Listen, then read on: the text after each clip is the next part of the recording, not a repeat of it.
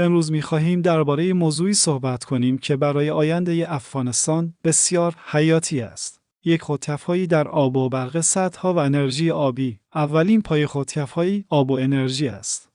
افغانستان کشوری کوهستانی با منابع آبی فراوان است، اما سالها این ظرفیت استفاده نشده بود. با ساخت و تکمیل سدهای بزرگ و متوسط، تولید برق داخلی افزایش پیدا می‌کند. وابستگی به برق وارداتی کم می‌شود. آب برای کشاورزی مدیریت می‌شود. از هدر رفت آب به کشورهای همسایه جلوگیری می‌شود. هر سدی که ساخته می‌شود، یعنی برق پایدار، زمین‌های زراعی بیشتر، اشتغال محلی، امنیت غذایی. این یعنی یک قدم جدی به سمت خودکفایی انرژی و کشاورزی. دو خودکفایی غذایی کشاورزی و مکانیزه سازی. یکی از مهمترین بخش‌های خودکفایی غذا است. کشوری که غذای مردمش را خودش تولید کند، هیچ وقت تحت فشار خارجی قرار نمی‌گیرد. افغانستان ظرفیت فوق‌العاده‌ای در کشاورزی دارد. زمین حاصلخیز، آب کافی، نیروی انسانی جوان با استفاده از ماشین آلات کشاورزی، اصلاح سیستم آبیاری، حمایت از دهقانان. افغانستان می‌تواند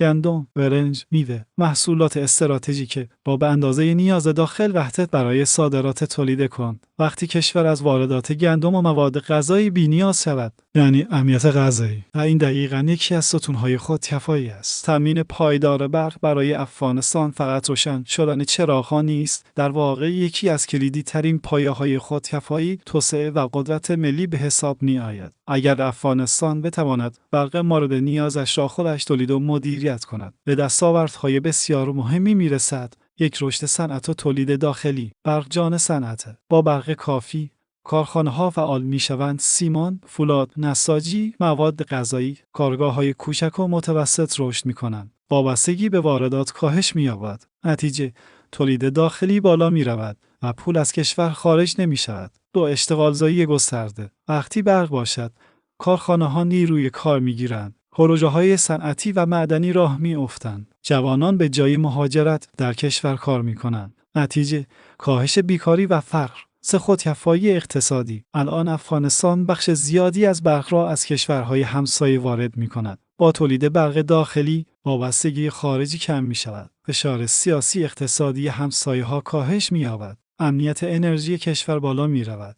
نتیجه استقلال واقعی اقتصادی. 4 رشد کشاورزی مدرن. برق در کشاورزی یعنی اون پای آبیاری برقی، سردخانه برای نگهداری محصولات، کارخانه‌های بسته‌بندی و فراوری. نتیجه کاهش ضایعات، افزایش صادرات و درآمد دهقان. یک رشد صنعت و تولید داخلی. برجان صنعت. با برق کافی کارخانه‌ها فعال می‌شوند. سیمان، فولاد، نساجی، مواد غذایی، کارگاه‌های کوچک و متوسط رشد می‌کنند. وابستگی به واردات کاهش می‌یابد.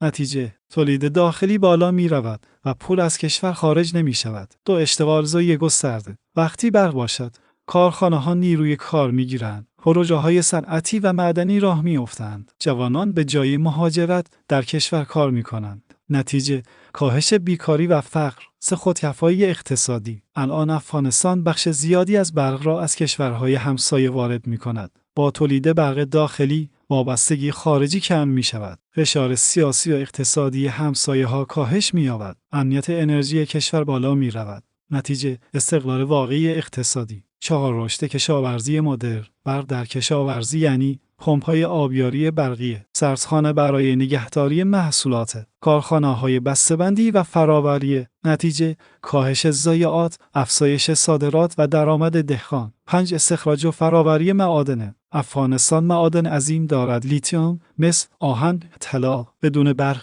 فقط خام فروشی ممکن است. با برق فراوری در داخل انجام می شود. ارزش افزوده چند برابر می شود. نتیجه ثروت واقعی از منابع طبیعی. 6 بهبود زندگی مردم. برق مستقیم روی زندگی اثر می‌گذارد.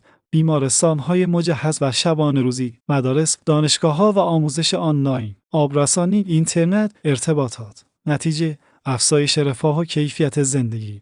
7 جذب سرمایه‌گذاری داخلی و خارجی. هیچ سرمایه‌گذاری بدون برق نمی‌آید. وقتی برق پایدار باشد، سرمایه‌گذاران اعتماد می‌کنند. پروژه‌های بزرگ راه اندازی می شود. نتیجه ورود سرمایه و تکنولوژی. 8 صادرات برق در آینده. اگر تولید برق بیشتر از مصرف شود، افغانستان می تواند برق صادر کند. درآمد ارزی پایدار ایجاد شود.